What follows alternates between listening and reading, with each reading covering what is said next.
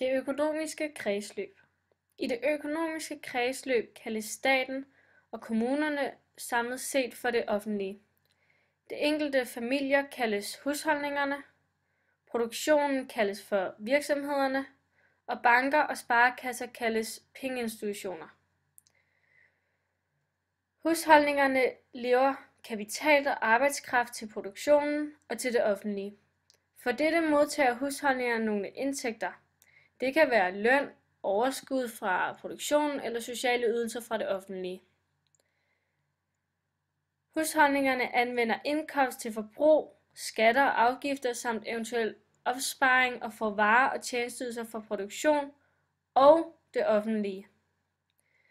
Det offentlige modtager indtægter fra skatter og afgifter, og disse indtægter bruges til at sørge for, at borgerne får stillet tjenesteydelser til rådighed inden for servicesektoren samt til at betale løn og sociale ydelser.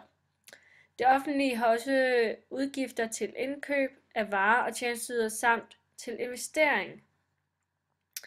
Virksomhederne får penge fra salg af varer og tjenesteydelser, låner penge fra pengeinstitutionerne til investeringer.